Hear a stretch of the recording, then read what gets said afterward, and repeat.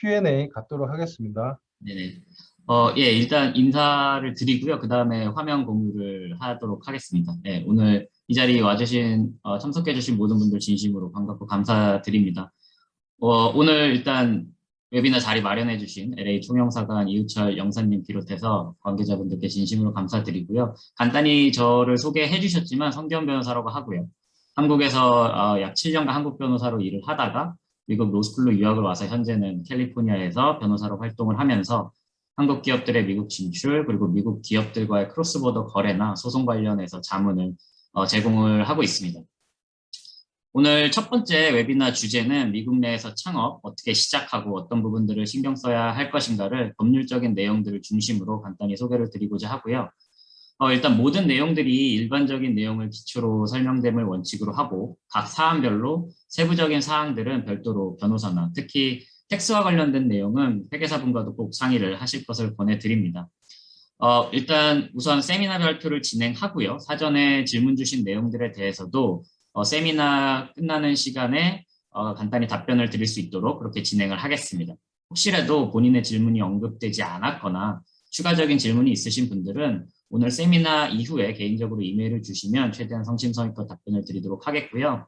이메일 주실 때는 꼭 LA 총영사관 법률 웨비나를 통해서 연락을 주신다고 언급해 주시면 조금 더 빠르고 신경 써서 답변을 드릴 수 있도록 하겠습니다. 그럼 오늘 세미나에 대해서 시작을 해보겠습니다. 화면 공유를 해드리고요. 네.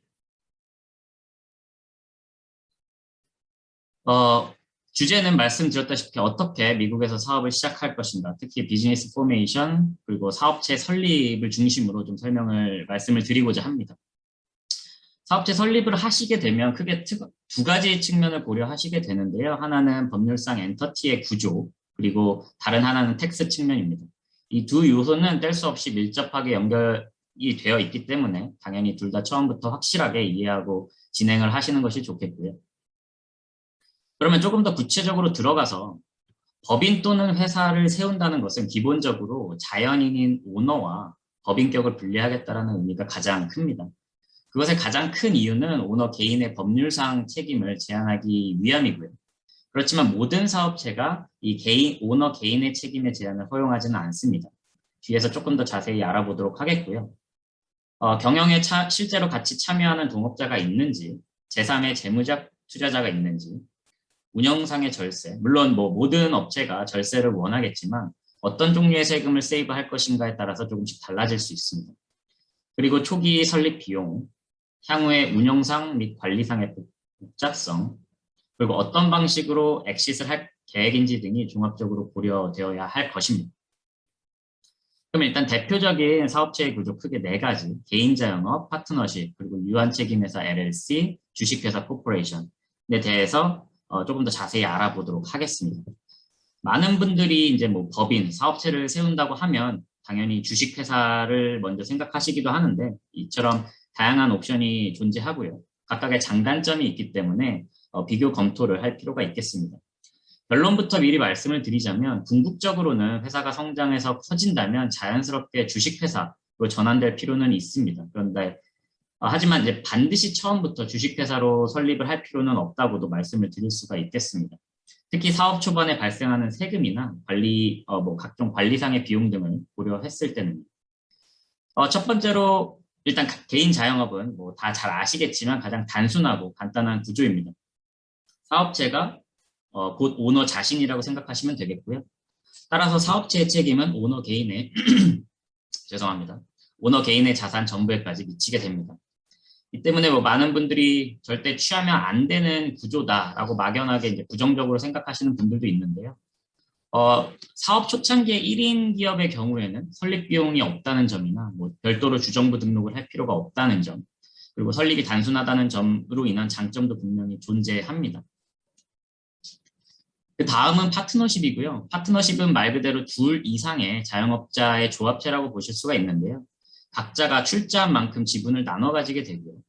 파트너십도 크게 이제 GP, 제너럴 파트너십과 LP, 리미티드 파트너십으로 나눠 볼 수 있습니다. GP 같은 경우는 참여한 모든 파트너들이 다 같이 연대 책임을 지고요. 파트너들 개인의 자산에까지도 책임이 미치게 됩니다. 반면에 LP의 경우에는 제너럴 파트너와 리미티드 파트너로 나눌 수가 있고요. 이 리미티드 파트너 같은 경우는 단순히 투자자로 간주해서 본인이 출자한 금액을 한도로만 책임을 질 수도 있습니다. 하지만 여기서 형식상은 LP인데 사실상 경영과 그 회사 운영에 깊게 관여를 하였다면 제너럴 파트너로 간주될 수도 있음을 명심할 필요가 있겠습니다. 유한책임회사 LLC 같은 경우는 좀 굉장히 독특한 구조인데요. 이 주식회사의 유한책임과 이 개인 자영업 내지 파트너십의 패스루 텍세이션의 장점만을 결합한 형태라고 이해를 하시면 됩니다. 이 패스루 텍세이션은 뒤에서 조금 더 자세히 살펴보도록 하겠고요. 장점만을 결합하였다고 하니 당연히 관심이 갈 수밖에 없을 텐데요. 단 별도로 주정부에 등록을 하셔야 되고요. 등록비와 이제 매년 별도의 애뉴얼 텍스, 캘리포니아 같은 경우는 연간 800불 정도가 됩니다. 이 텍스를 내야 한다라는 단점도 있습니다. 마지막으로 주식회사는 뭐 다들 익숙하실 테고요. 미국 법상 주식회사는 크게 C코퍼레이션과 S코퍼레이션으로 나눌 수 있고요. 가장 일반적인 C코퍼레이션 같은 경우는 법인 레벨에서의 코퍼레이트 텍스를 내고 다시 주주들이 배당을 받은 것에 대해서 개인 인컴 텍스를 다시 내야 한다라는 이중 과세의 단점이 존재합니다. 소유자의 수는 앞서 말씀을 드렸고요. 여기서 이제 가장 많이 질문하시는 부분 중에 하나는 그 LLC를 설립할 때 혼자서 한 명이서 이 LLC, 1인 LLC나 1인 주식회사를 설립할 수 있냐라는 부분을 좀 많이 질문을 하십니다. 기본적으로는 다 가능하고요. LLC 같은 경우는 일부 주에서는 1인 멤버 LLC를 허용하지 않는다고도 하는데 캘리포니아 같은 경우는 멤버가 한 명뿐이더라도 가능합니다. 이 LLC의 특징은 앞서 잠깐 언급했지만 과세 방식을 S코퍼레이션이나 C코퍼레이션으로 뭐 둘 중에 이렇게 유연하게 선택할 수 있다는 장점이 있습니다. 근데 이 경우에 만약 내가 S코퍼레이션으로 선택을 하겠다라고 하면 주주를 100명을 초과해서 둘 수 없다라는 S코퍼레이션의 설립 제한 조건이 그대로 적용이 됩니다. 여기서 이 S코퍼레이션의 제한 조건에 대해서 조금 더 자세히 살펴보면 일단 첫 번째로 주주의 수가 100명을 초과할 수가 없고요. 두 번째로 주주는 반드시 미국의 세법상 거주자여야 하고요. 세 번째로 주식의 클래스가 한 가지 종류만 가능합니다. 그래서 만약 한국에 계시면서 미국 뭐 시민권자나 영주권자가 아니신 분들이 미국의 주식회사를 설립하거나 LLC를 설립하셨을 때 S코퍼레이션을 설립하거나 아니면 S코퍼레이션으로 텍스 보고를 하는 것은 불가능할 거고요. 반면에 이 C코퍼레이션 같은 경우는 주주에 대한 별도의 제한 조건이 없습니다. 그리고 주식의 클래스도 복수가 가능하고요. 지배구조를 보면 개인자영업 같은 경우는 가장 단순하고 간단합니다. 오너가 곧 모든 경영권과 수익 분배 권리를 가지게 되고요. 파트너십 같은 경우는 파트너들 간에 미리 정해진 이 수익 분배 비율에 따라서 경영과 또 수익 분배를 받게 됩니다. 이 필수는 아니지만 파트너십을 처음 시작하실 때 파트너십 어그리먼트를 작성하셔가지고 경영권과 수익 분배권을 명확히 기재하여 두실 것을 강력히 권장을 드리는데요. 그리고 앞서서 잠깐 언급하였듯이 리미티드 파트너십에서 리미티드 파트너 같은 경우는 경영에 참여할 수는 없고 단지 수익 분배만 받을 수가 있습니다. LLC 같은 경우도 필수는 아니지만 멤버들 간에 사전에 오퍼레이팅 어그리먼트라고 하는 이 운영 계약을 체결하실 것을 권장을 드리고요. 여기서 이제 멤버들 간에 경영권이라든지 수익 분배권을 사전에 명확하게 약정을 해두시는 것이 좋습니다. 그리고 LLC 같은 경우는 소유와 경영을 분리해서 운영하는 경우도 있는데요. 이런 경우에 별도의 운영 관리자 매니저를 고용해서 경영을 일임하실 수도 있습니다. 마지막으로 이제 주식회사를 보면요. 주식회사의 주인은 뭐 다들 아시겠지만 CEO가 아니라 주주입니다. 발행된 그 회사의 주식을 각자의 주주가 그 지분 비율에 따라서 비례해서 경영권을 행사할 수가 있고요. 그거에 따라서 수익도 배당을 받게 됩니다. 주식회사의 경우에는 보통 소유와 경영이 분리가 돼서 소유는 주주들이 하고요. 경영은 이사회가 담당을 하게 되는데요. 물론 주주이면서 이사일 수도 있고요. 아주 소규모 주식회사의 경우에는 1인 주주이자 대표이사직까지 혼자서 전부 수행하는 것도 가능합니다. 다음은 이제 좀 관심 있게 보셔야 되는 부분 중에 하나인 책임의 제한인데요. 앞서 잠깐 설명드렸다시피 개인 자영업자 같은 경우는 사업체와 개인이 한 몸이라고 생각을 하시면 됩니다. 그래서 사업체가 소송에 휘말리거나 뭐 법률상의 손해배상 책임을 져야 하는 상황이 왔을 때 그 오너 개인도 당연히 같이 책임을 부담하게 됩니다. 이제 이 부분이 LLC나 이제 주식회사라는 별도의 법인격을 설립하는 가장 중요한 이유라고 보실 수가 있는데요. 근데 이 부분도 이제 조금 더 깊게 좀 들어가서 살펴보면 개인 자영업이라고 하더라도 각종 뭐 사업 보험을 통해서 개인의 재산에 대한 위험 부담을 어느 정도 해지하는 것은 가능하고요. LLC나 주식회사라고 하더라도 특히 1인 LLC, 1인 주식회사의 경우에는 이 뭐 법률상 책임으로부터 완전히 자유롭다라고 말을 할 수는 없습니다. 그러니까 특히 법원이 이제 piercing the corporate veil, 그러니까 한국말로는 법인격 부인론이라고 하는데요. 이러한 법이론을 개발을 해왔고 곧 LLC의 멤버나 주식회사의 주주들이 악의적으로 법인을 책임 회피의 수단으로 악용해왔다고 판단될 경우에는 멤버와 주주들에게도 연대 책임을 부담시킬 수가 있습니다. 따라서 LLC나 주식회사를 설립하셨다고 해서 오너 자신이 무조건 법률상 책임으로부터 자유롭다라고 생각하고 법인을 이제 뭐 개인의 호주머니처럼 이용해서는 안 된다는 점을 좀 명심하실 필요가 있겠고요. 또한 이제 주식회사 같은 경우는 그 회사의 임원 그리고 이사들은 피듀셔리들이 한국말로는 성관주의 의무라고 하는데요. 이 의무를 부담을 하고 이를 위반할 경우에는 회사에 별도의 손해배상 책임을 질 수 있다는 점을 명심하실 필요가 있겠습니다. 다음은 과세 방식인데요. 개인 자영업과 파트너십은 묶어서 보시면 되고요. 아주 간단합니다. 그러니까 모든 수익과 손실이 소유주 개인에게 과세된다라고 보시면 되고요. 결국 그 오너들이 개인 세금 보고를 할 때 반영을 하게 됩니다. LLC 같은 경우는 앞서 말씀드렸지만 다소 특이합니다. 그러니까 엔터티가 없는 것으로 간주할 수도 있고요. C코퍼레이션으로 간주를 할 수도 있고 S코퍼레이션으로 간주를 할 수가 있습니다. 그래서 세 가지 방식 중에 하나를 선택하실 수가 있는데요. 이렇게 유연하게 과세 방식을 선택할 수 있다는 점이 상당히 큰 장점입니다. 그러니까 첫 번째 엔터티가 없는 것으로 간주한다라는 의미는 뭐냐면 1인 LLC 같은 경우는 그냥 자영업자처럼 보겠다라는 거고요. 다수 멤버의 LLC 같은 경우는 파트너십처럼 보고 세금 보고를 반영하면 된다라는 의미입니다. 그러니까 이 부분이 바로 키포인트라고 할 수 있는데요. 그러니까 주식회사가 탄생한 배경이 오너 개인들이 유한 책임만을 지는 것을 허용하면서 그에 대한 대가로서 회사라는 법인 차원에서 별도의 세금을 부과하는 것이죠. 근데 LLC 같은 경우는 오너 개인들에게 유한 책임을 허락하면서도 법인 차원에서의 별도의 세금을 내지 않아도 되는 옵션을 제공한다는 점에서 굉장히 유리한 포인트라고 볼 수 있고요. 그래서 여기서의 별도의 세금이라는 것은 법인 소득세, 즉 법인세를 의미하는 것이지 LLC도 일정 금액의 애뉴얼 텍스는 별도로 주정부에 납부를 해야 한다라고 말씀을 드렸습니다. 이 LLC의 가장 큰 장점이 그래서 그 사업 초반에 매출이 작고 규모가 작을 때는 별도의 법인세를 내지 않고 개인 소득세에 반영해서 보고를 하다가 어느 순간 이제 뭐 사업의 매출이 늘고 또 이제 규모가 커져서 개인의 소득세 구간이 너무 높아지는 시점이 되면 그때는 주식회사처럼 별도로 법인이 법인세를 내는 구조를 선택할 수 있다는 점입니다. 반면에 이제 주식회사 같은 경우는 법인은 법인세를 내고요. 주주들은 이익 배당에 대한 개인 소득세를 별도로 내야 합니다. 근데 여기서 S코퍼레이션 같은 경우, 아까 이제 C코퍼레이션과 S코퍼레이션이 있다고 했는데 S코퍼레이션 같은 경우는 사실 특이하게 이제 법인세를 내지 않고 주주 개인들의 세금 보고로 반영하는 것을 택할 수도 있습니다. 그래서 규모가 작고 주주수가 많지 않은 적은 주식회사의 경우에는 S코퍼레이션을 유지하는 경우도 종종 있습니다.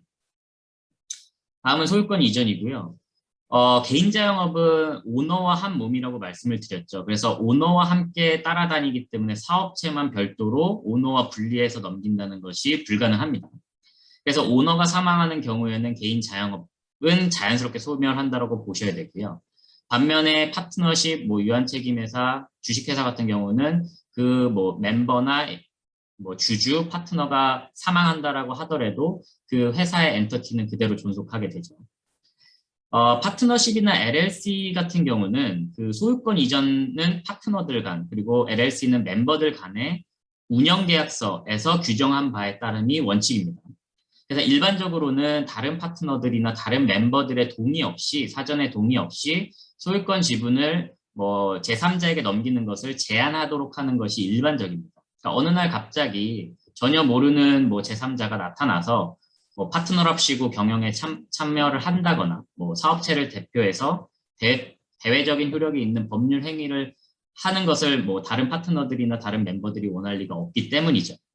그래서 이 파트너십과 LLC는 사실상 소유권의 이전에 좀 상당한 제약이 있는 편입니다. 그리고 그렇기 때문에 투자자들이 선호하지 않죠.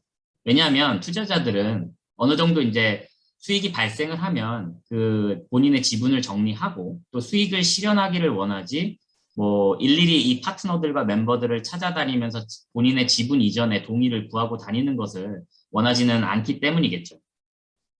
반면에 이제 주식회사 같은 경우는 자유롭게 주식의 이전이 자유로운 편이고요. 특히 이제 기업 공개 IPO 상장 이후에는 훨씬 더 많은 불특정 다수들 간에 자유로운 주식 이전이 가능해진다라고 보시면 됩니다. 마지막으로 이제 설립을 위한 준비를 좀 살펴보면요. 개인자영업 같은 경우는 가장 간단합니다.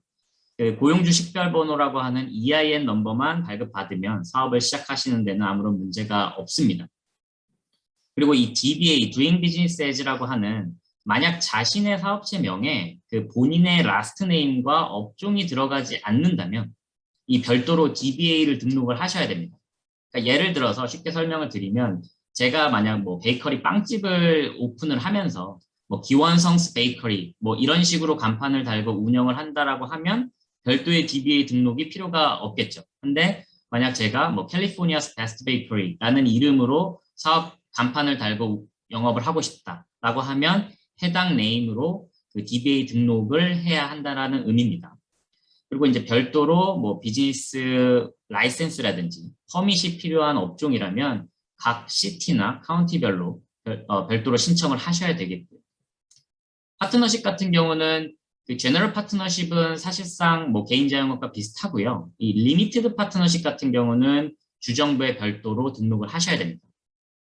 그리고 그 파트너십 어그리먼트는 앞서서 이제 필수 사항은 아니지만 반드시 작성해 두시는 것이 좋다라고 말씀을 드렸고요.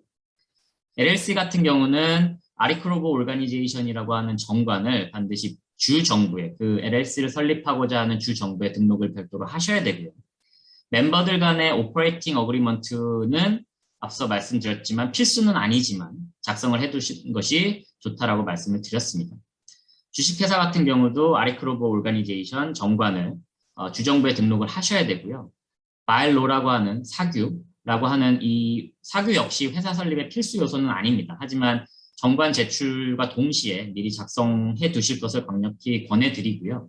이 바일로와 더불어서 주주가 2명 이상, 파운더가 2명 이상인 경우에는 반드시 주주간 계약서 뭐 아니면 그 파운더스 어그리먼트를 작성해 두실 것을 강력히 권장해 드립니다. 그래서 다시 한번 이제 정리를 해보자면 현재 창업을 하시려는 분들의 대부분은 거의 대부분은 LLC나 아마 코퍼레이션 둘 중에 하나를 고려하시게 될 겁니다. 뭐 물론 업종상 개인 자영업이나 파트너십을 선택하시는 분들도 있긴 하겠지만 뭐 대부분이 뭐 IT 기반, 뭐 모바일 기반의 서비스라든지 뭐 게임 뭐 이런 사업을 염두에 두고 계신다는 가정하에 말씀을 드립니다. 이 LLC와 코퍼레이션은 둘 다 오너들이 유한 책임을 진다는 점에서는 동일합니다. 다만 염두에 두셔야 할 가장 큰 차이점은 LLC는 과세 방식을 유연하게 선택할 수 있다는 장점, 그리고 주식회사는 외부의 투자자를 유치하기에 가장 용이한 구조라는 장점, 그 장점에서 차이가 나타난다라고 설명을 드립니다. 그래서 만약 지금 당장 뭐 엔젤 투자나 뭐 시드 투자, 뭐 시리즈 A 투자 유치를 계획하고 계시는 기업이라면 코퍼레이션으로 가시는 것이 타당하겠고요. 근데 이제 LLC와 코퍼레이션이 아닌 구조를 선택하실 수도 있죠. 그렇다는 건 결국엔 이제 설립 비용이라든지 운영하면서 드는 운영 유지 보수 비용, 뭐 관리의 번거로움 이런 것들 때문일 텐데요. 장기적인 측면에서 봤을 때는 사업체가 성장할수록 이 LLC와 코퍼레이션이 주는 유한 책임이라는 장점이 이러한 단점들을 훨씬 능가할 것이라고 생각을 합니다. 그렇다면 지금 이제 LLC를 선택할 것이냐, 코퍼레이션을 선택할 것이냐, 라고 언제 설립하면 좋을 것이냐라는 부분을 많은 분들이 이제 질문을 하시고요. 또 궁금해 하시는데요. 일반적인 경우라면 LLC로 많이들 설립을 처음에 시작을 하시고요. 사업이 어느 정도 이제 궤도에 오르면 코퍼레이션으로 전환하는 방식을 많이들 고려를 하십니다. 근데 이제 LLC는 코퍼레이션의 그 오너들의 유한 책임이라는 장점을 그대로 가지고 있으면서도 운영비와 세금을 줄일 수 있는 그리고 관리가 좀 용이하다라는 그런 장점이 분명히 있기 때문에 매력적인 옵션임은 틀림이 없습니다.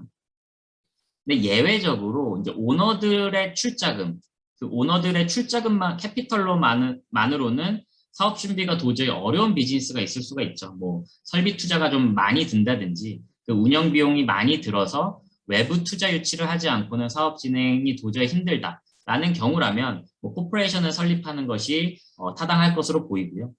만약 이미 한국이나 타 주에서 어느 정도 좀 사업체를 성장시켜 두셨고 사업의 확장이라는 측면에서 캘리포니아로 진출하시는 경우라면 역시 바로 코퍼레이션으로 설립하시는 것이 나을 것이라는 판단이 듭니다. 그래서 만약 LLC로 설립을 하시더라도 어느 순간 이제 코퍼레이션으로 전환을 하는 것이 뭐 세금, 운영상의 측면에서 유리할 수 있겠다라는 판단을 매년 세금 보고를 이제 도와주시는 회계사분이나 변호사분과 계속적으로 좀 상의를 해 보실 것을 권장해 드립니다. 그래서 LLC와 코퍼레이션 특징을 좀 한눈에 파악하기 쉽게 나타낸 그림을 가져와 봤고요. 여기서 이제 LLC 같은 경우에 가장 큰 특징은 패스로 텍세이션을 선택할 수 있다라는 부분, 그리고 코퍼레이션의 가장 큰 특징은 인베스터 프렌들리 하다라는 것. 이 둘 중에 어느 장점을 내가 가져갈 것이냐라는 부분이 이제 어떤 키포인트라고 말씀을 드릴 수 있을 것 같습니다. 그리고 다음은 이제 나에게 가장 이제 적합한 비즈니스 구조를 선택할 수 있도록 도움을 주는 플로우 차트를 한번 작성을 해봤는데요. 앞서 계속해서 설명드렸던 부분들과 좀 중복적인 내용이라서 자세한 내용은 생략을 하도록 하겠고요. 혹시라도 이 차트를 필요로 하시는 분이 있으시면 뭐 역시 개인적으로 이메일 주시면 공유를 드리도록 하겠습니다. 다음은 이제 어디에 사업체를 설립할 것이냐, 어느 주에 설립할 것이냐 이 부분인데요. 이 부분이 이제 중요한 고민사항 중에 하나가 될 수 있습니다. 많은 분들이 또 질문을 주시기도 했고요. 이 미국에는 그러니까 50개의 사실상 다른 나라라고 볼 수 있는 주가 있기 때문에 이런 고민이 생기실 겁니다. 그래서 뭐 무조건 델라웨어의 법인을 세워야 한다. 뭐 아니면 요즘에는 뭐 네바다나 와이오밍, 텍사스가 그 세금과 관련된 혜택이 많다더라. 뭐 이런 얘기들 아마 많이 들어보셨을 텐데요. 일단 이런 논의는 기본적으로 코퍼레이션, 주식회사를 전제로 합니다. 그러니까 LLC 같은 경우는 실제로 영업을 하실 주, 사업지가 소재하는 주에 설립하시는 것이 거의 대부분 유리하다고 볼 수 있고요. 그러니까 실제로 캘리포니아에서 비즈니스를 하실 예정인데 뭐 세금이 저렴하다는 말을 듣고 네바다에 가서 LLC를 설립하셔봐야 캘리포니아에 다시 포린 LLC로 등록을 하셔야 되고요. 이러면 두 개의 LLC에 들어가는 뭐 파일링 피라든지 Registered Agent Fee, 뭐 Annual Report Fee 등을 고려하면 뭐 득보다는 실이 많은 경우가 더 많다고 볼 수 있습니다. 그래서 LLC를 설립하실 예정이라면 뭐 머리 아프게 크게 고민하지 마시고 그러니까 각자가 거주하시는 주 혹은 뭐 외국에 계시면서 미국에 설립을 계획하시는 경우라면 메인 비즈니스가 이루어질 그 해당 주에다가 설립하시는 것이 좋겠다라고 말씀을 드리고요. 근데 이제 코퍼레이션 같은 경우는 조금 다를 수 있습니다. 그러니까 주식회사 같은 경우는 각 주의 회사법의 영향을 많이 받기 때문인데요. 그래서 많은 분들이 델라웨어를 선택하시는 이유가 다음과 같이 좀 정리를 해볼 수가 있을 것 같습니다. 일단 이 델라웨어에 확립되고 안정된 회사법 체계가 기업 친화적인 경영 환경을 만들어주기 때문인데요. 이 회사법 사건만을 전문으로 하는 별도의 법원을 통해서 그 전문적인 식견을 가진 법관들로부터 그러니까 법적인 판단을 받을 수 있다는 장점도 있고요. 그리고 사실 이 두 번째가 더 큰 요소라고 저는 생각이 드는데요. 만약 미국에서 투자 유치를 희망을 하신다면 거의 대부분 델라웨어 C 코퍼레이션을 선택하시는 것이 무난하고 유리합니다. 그러니까 가장 무난하고 오랫동안 그 미국의 VC들이 투자해온 방식이기 때문인데요. 투자자들은 당연히 그 본인들이 투자할 회사에 그 회사법상의 그 주주의 권리라든지 회사에 대한 책임 추궁이라든지 이런 여부에 관심이 많고 그들이 스탠다드로 삼고 있는 것이 이제 델라웨어 일반 회사법이라고 볼 수가 있습니다. 그 다음으로는 이제 시간과 비용 측면에서도 다소 효율적이다라는 부분인데요. 그러니까 아무래도 델라웨어라는 주 자체가 이 주식회사 설립의 메카처럼 그것 자체가 좀 중요 산업이다 보니까 인코퍼레이터들에게 우호적인 시스템을 갖추고 있다는 점이 장점이라 할 수 있습니다. 하지만 물론 뭐 항상 델라웨어가 정답이란 말은 아니고요. 델라웨어 법인 설립 후에도 만약 내가 캘리포니아나 뭐 뉴욕에 비즈니스를 하게 된다라고 하면 어차피 그 해당 주의 포린 코퍼레이션을 등록을 별도로 하셔야 됩니다. 그래서 여기에 들어가는 비용이나 뭐 번거로움이 앞서서 말씀드린 두 개의 LLC를 관리하는 것보다 그 이상일 수도 있고요. 그래서 이를 능가할 만한 델라웨어의 법인 그 설립의 장점이 있냐 없냐의 차이인데요. 그러니까 기업과 경우에 따라서는 이런 장점이 단점을 능가할 수도 있고요. 능가하지 않을 수도 있기 때문에 이런 부분은 뭐 변호사와 개별적으로 좀 상담을 받아보실 것을 권장해 드립니다. 다음은 오늘 세미나 주제의 마지막 파트고요. 그러니까 오늘 일단 사업체 설립까지 좀 자세히 알아봤다면 사업체를 설립하는 중에 그리고 또는 설립한 직후에 좀 챙겨야 할 사항들에 대해서 좀 언급을 해보겠습니다.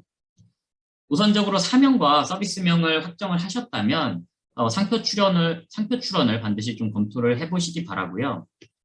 만약 내가 테크 기반의 스타트업 창업을 희망하시는 경우라면 특허 출원이 필요한지 여부도 검토하시는 것이 좋겠습니다.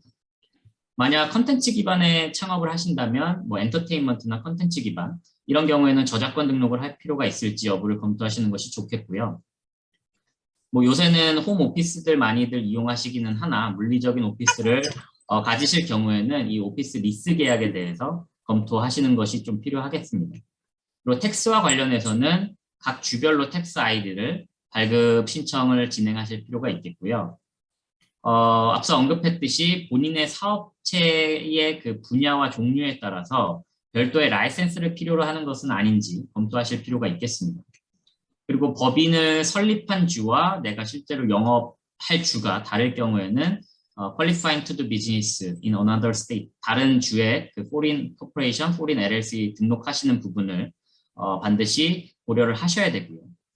그 외에도 이제 뭐 각종 사업장과 관련된 보험 문제라든지 아니면 뭐 직원 고용과 관련된 관련된 각종 계약들 그리고 임직원들의 이제 비자 신청이 필요한 경우라면 비자 진행 그리고 사업체 운영에 필요한 각종 계약들 체결하는 부분 그리고 외부 투자를 통해서 파이낸싱을 진행하는 경우라면 투자 유치 준비부터 각종 투자 계약서에 대한 검토가 필요하겠다라고 크게 큰 그림을 그리고 있으시면 좋을 것 같습니다. 마지막으로는 그 처음 창업을 하시는 분들이 가장 많이 실수하시는 부분들에 대해서 조금 정리를 해봤는데요. 일단 첫 번째는 사명과 상표를 등록할 시기를 놓쳐서 내가 원하는 사명이나 내가 원하는 서비스명을 상표 등록을 하지 못하는 점 이런 부분들 가장 좀 많이 하시는 실수 중에 하나라고 보고요. 그 다음에 각 사업체에 맞는 엔터티 구조를 그 엔터티 구조를 맞게 설립하지 못하는 부분 그리고 이제 표준화된 계약서를 만들어서 여러 벤더나 클라이언트들과 계약을 맺지 못하는 부분 내부 임직원이나 외부 이해관계자들과의 사이에서 적절한 NDA를 체결하지 못하는 부분 그리고 이제 직원들 고용한 후에 필요한 그 서류들을 받아두고 주 노동청에 적절히 신고를 하지 않는 부분 그리고 특히 이제 주식회사로 설립하실 경우에는 증권법상의 다양한 규제들에 대해서 사전에 검토를 미리 하지 않는 부분 그리고 본인의 지식재산을 비즈니스 세팅하는 적절하게 보호하지 오이어가 세미나 해주는 거. 네, 그리고 마지막으로 이제 필요한 순간마다 외부의 전문가들로부터 적절한 조언을 구하지 않는 부분 이렇게 좀 정리를 해볼 수 있을 것 같습니다. 네, 여기까지가 이제 오늘 제가 세미나 내용으로 준비한 부분이고요. 다음은 이제 미리 좀 사전에 질문을 주신 부분들 중에 오늘 세미나 주제와 관련된 질문들을 몇 가지 이제 추려서 거기에 대해서 좀 간단히 답변을 드리는 시간을 가지도록 하겠습니다. 현재 질문 내용은 현재 2개의 회사가 있고요. 한 사람이 통제를 하고 싶어서 한 회사를 subsidiary로 자회사로 만들기 위한 절차, 뭐 이런 부분에 대해서 문의를 주셨고요. 그러니까 보통은 이제 이 한 회사를 그러니까 홀딩 컴퍼니라고 하죠. 지주 회사로 전환해서 이 지주 회사가 다른 회사를 소유하고 그 지주 회사를 다시 그 개인 오너가 소유하는 방식으로 지배 구조를 재편하는 경우가 일반적입니다. 그래서 지주 회사가 모회사가 되고요.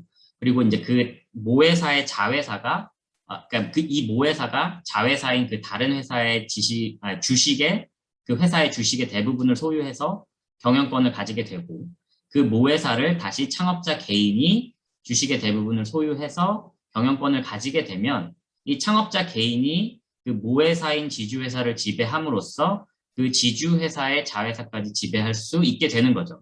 그래서 지주회사로의 전환이나 뭐 이 전환을 위한 절차나 방식은 뭐 여러 가지가 있을 수 있고요. 좀 상당히 복잡한 절차이나 그 근간에는 기본적으로는 주식의 교환이나 그러니까 주식의 이전 이것이 이제 핵심이라고 이해를 하시면 될 것 같습니다. 그래서 개인이 소유하고 있던 그 자회사가 될 회사의 주식을 모회사에게 이전해서 이 모회사가 자회사를 100% 소유할 수 있도록 하고 그리고 그 대가로서 모회사의 주식을 그 개인이 이전받는 방식으로 이런 식으로 이제 많이 진행을 한다라고 설명을 드릴 수가 있을 것 같습니다. 2번째 질문은 한국 법인과 미국 법인 사이의 플립의 절차 그리고 세금 이슈에 대해서 질문을 주셨는데요. 이 플립이라는 절차에 대해서 좀 간단히 설명을 드리면 그러니까 2가지 단계로 나눠서 생각을 하시면 될 것 같아요. 그러니까 첫 번째 단계는 미국 법인을 설립하는 절차고요. 그리고 2번째 단계는 이 설립된 미국 법인과 기존에 있는 한국 법인 간의 지배구조를 전환하는 2가지 단계입니다. 그래서 이 첫 번째 단계 미국 법인을 설립하는 절차가 있어야 되고요. 이 미국 법인은 보통은 뭐 주식회사, 코퍼레이션을 설립을 하지만 뭐 경우에 따라서는 당장 외부 투자 유치객이 없는 경우라면 뭐 유한책임회사 아까 말씀드렸던 LLC로 설립하는 것도 가능하겠고요. 그리고 이 한국 법인과 미국 법인 사이에서 지배구조를 전환을 하기 위해서는 일단은 한국 법인의 주식 가치를 한국 법인의 이제 기업 가치, 그러니까 주식 가치가 곧 기업 가치겠죠. 그 기업 가치를 평가를 하셔야 되고, 그 다음에 그 주식 교환 계약서를 작성을 하셔야 되고요. 그 다음에 한국 정부에는 그 외환 거래를 신고하고 승인을 받으셔야 되고, 그리고 그 한국 법인의 주주들에게 미국 법인의 주식 증명서를 제공을 하게 됩니다. 그리고 이제 미국 법인의 셋업을 마무리하는 단계, 이렇게 좀 절차를 진행을 하시면 되고요. 이 세금과 관련해서는 많이 질문을 주시는데 일단 우선 미국에서는 플립 거래, 이 플립 절차를 통해서 발생하는 세금은 없다라고 이해를 하시면 되고요. 그러니까 원래 주식을 포함한 현물 출자 같은 경우는 과세되는 게 기본이긴 한데 이 미국 세법상 이 경우에 비과세 거래로 인정을 받을 수가 있습니다. 그래서 미국 사이드에서의 텍스는 뭐 일단 발생하지 않는다라고 이해를 하시면 되고요. 한국 사이드에서는 창업자들에게 이 주식에 대한 양도세가 발생할 수가 있습니다. 그래서 근데 이제 초기 스타트업에 대한 가치 평가는 일반적으로 그 상증세법상의 순 자산 가치를 평가해서 산정을 하게 되는데요. 이게 실제로 회사가 보유한 현금이나 그 유형 자산이 얼마나 있는지에 따라서 이 회사의 가치가 달라집니다. 근데 아직 뭐 극초기의 스타트업 같은 경우는 뭐 매출이 발생하지 않았을 가능성이 많죠. 그래서 뭐 매출이나 이익이 발생하기 전인 대다수의 초기 스타트업들 같은 경우에는 한국에서의 과세 금액도 뭐 거의 없거나 미미하다. 이 정도로 이해를 하시면 될 것 같습니다. 근데 다만 회사가 성장할수록 그리고 회사의 이제 순 자산 가치가 높아질수록 이 플립 절차를 진행함으로 인해서 한국 쪽에서 발생하는 양도세의 부담이 굉장히 높아질 수 있기 때문에 이 플립 진행을 결정을 하셨다면 최대한 빨리 진행을 하시는 것이 좋겠다라고 말씀을 드리겠습니다.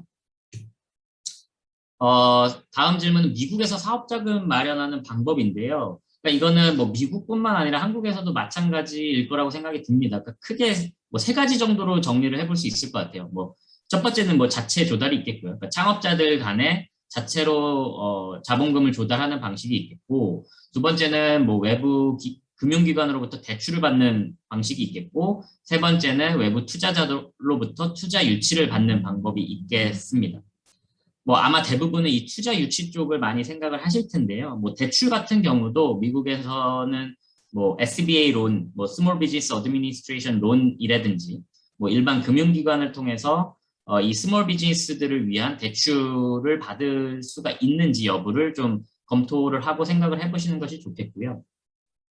투자 유치 같은 경우는 대표적으로 이제 엔젤 투자나 그리고 이제 VC, 벤처 캐피탈 투자를 많이들 생각을 하실 수가 있습니다. 그래서 기본적으로는 투자금을 받는 대가로서 회사의 일정 지분을 주는 것이죠. 그래서 극초기의 스타트업들은 대부분은 이제 엔젤 투자자들을 찾는 것이 가장 좀 현실적인 방법이라고 보고요. 이 그러니까 좋은 엔젤 투자자를 만나는 것은 사실 사업 자금의 제공이라는 측면뿐만 아니라 이 해당 그 기업의 사업의 성장을 위한 인적 네트워크를 형성해주는 부분이라든지 아니면 경영상의 고문 내지 자문의 역할을 같이 수행해 준다는 점에서 꼭 검토를 좀 해보실 필요가 있고요. 그리고 외부 투자 유치 방식으로 오늘날에는 이제 온라인을 통한 뭐 크라우드 펀딩 방식도 가능한지 고려를 해보실 필요는 있겠습니다. 그 다음에 이제 스타트업 시작 시 특허, 상표, 저작권 등의 지재권 등록에 대해서 이제 여러분이 질문을 주셨는데요. 일단 이 지식재산권 등록과 관련해서는 그 총영사관을 통해서 이제 앞으로 진행할 6번의 그 세미나 중에 11월에 진행될 제 3번째 강의 세션에서 좀 자세하게 다룰 예정입니다. 그래서 오늘 이 자리에서는 간단히만 좀 소개를 드리겠고요. 그러니까 특허와 상표 모두 일단 핵심은 선행 등록된 특허나 상표들을 조사해서 내가 출원하려고 하는 특허나 상표와 유사한 선행 특허, 선행 상표가 있는지를 찾아내는 것. 그래서 찾아내서 등록 가능성이 있는지 없는지 여부를 판단하는 것이 첫 번째 단계라고 생각을 하시면 되겠습니다. 그래서 그 이후에 등록 가능성에 대해서는 그 변호사와 상의를 하셔서 그 내용을 바탕으로 특허는 출원서, 특허 출원서, 상표 출원서를 작성을 해서 제출을 하시게 되고요. 특허 같은 경우는 기술 분야라든지 뭐 기술의 복잡성, 그다음에 청구항 작성의 난이도 뭐 이런 거에 따라서 그 작성 시간도 많이 달라지고요. 비용도 많이 달라집니다. 상표 같은 경우는 뭐 특허만큼은 아니지만 글자 상표인지 뭐 디자인 상표인지 그리고 그 파일링 베이시스가 뭐 그 1A인지 1B인지 그러니까 이미 상업적으로 사용되고 있는 상표인지 상업적으로 사용할 의도를 가지고 출원하는 상표인지에 따라서 뭐 비용과 시간이 조금씩 달라질 수 있습니다. 그리고 이 전체적인 타임라인에 대해서 간단히 설명을 드리면 특허 같은 경우는 뭐 별도로 급행 심사를 신청하지 않는다면 1차 오피스 액션이 나올 때까지 뭐 출원 후 1년에서 1년 반 정도 기다리시게 되고요. 이 오피스 액션, 중간 통지라고 하는 그 오피스 액션이 나오면 이 대응 준비를 해서 답변서를 제출하고 다시 또 1년에서 1년 반 정도를 기다리는 것이 일반적입니다. 그래서 보통 뭐 2차 오피스 액션까지는 나오는 것이 일반적이고요. 그래서 뭐 2차 오피스 액션이 안 나오고 바로 특허 등록 결정이 나올 수도 있고요. 근데 전체적인 특허 등록까지 걸리는 소요 시간은 보통 출원 후 뭐 짧게는 한 2년에서 길게는 5년까지도 걸리는 좀 긴 절차다라고 좀 예상을 하시는 것이 좋습니다. 상표 같은 경우는 특허와의 일단 가장 큰 차이점은 상표는 등록되어 있지 않더라도 그러니까 미국 연방에 등록되어 있지 않더라도 누군가가 이미 그 상표를 사용하고 있다라면 보통법, 커먼 로에 따라서 그 선사용자에게 상표권자로서의 그 권리가 발생하기 때문에 내가 만약 그 미국 상표청의 데이터베이스에서 찾지 못한 상표라고 하더라도 나의 상표보다 우선권이 있는 상표 사용권자가 있을 수가 있다라는 점입니다. 그래서 이 부분은 나중에 그 상표를 출원을 하시게 되면 그 담당 상표 변호사분과 이제 좀 더 자세하게 아마 상담을 받아보셔야 될 것 같고요. 그 상표 출원은 특허에 비해서는 출원서 작성의 난이도가 높지 않고 그 기간도 상대적으로 짧은 편이어서 상표를 출원해서 등록하는 데까지 걸리는 시간은 뭐 짧게는 한 8, 9개월에서 1년 뭐 요 정도 예상을 하시면 될 것 같고요. 그리고 미국 외 지역에서 특히 이제 한국에서 미국에 직접 출원을 하시려는 분들은 19년도에 이제 상표청의 변경된 룰에 따라서 반드시 미국 변호사를 대리인으로 선임하셔서 상표 출원을 진행을 하셔야 된다라는 점을 좀 생각을 하셔야 될 것 같습니다. 그리고 마지막으로 저작권 관련된 부분은 기본적으로 미국 저작권 사무소가 있는데 여기에 이제 온라인으로 저작권 등록 신청서를 제출하시면 되고요. 그리고 등록하고자 하는 저작물의 사본을 같이 이제 제출을 하시면 됩니다.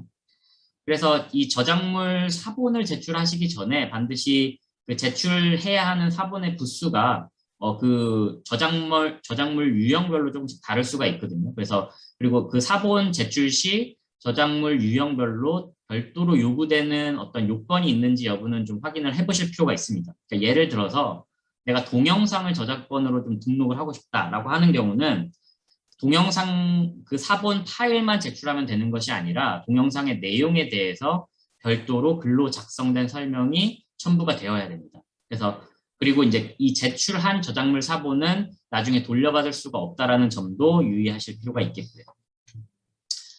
마지막 질문인데요. 이 미국에서 프랜차이즈 창업을 할 경우에 좀 주의해야 될 부분에 대해서 질문을 주셨고요. 기본적으로는 미국 프랜차이즈 본사가 있을 거고요. 이제 내가 가맹점이 되는 건데 이 프랜차이즈 계약에 대한 정확한 이해가 가장 기본이 되어야 되겠죠. 그리고 이 프랜차이즈 법률 같은 경우도 각 주별로 다르기 때문에 내가 가맹점을 창업하려고 하는 해당 주의 법률을 우선적으로 검토해야 함은 물론이겠고요. 그리고 이 프랜차이즈 계약 체결 전에 반드시 이 미국 프랜차이즈 본사들은 그 프랜차이즈 정보 공개서라고 하는 그 FDD라고 하는데요.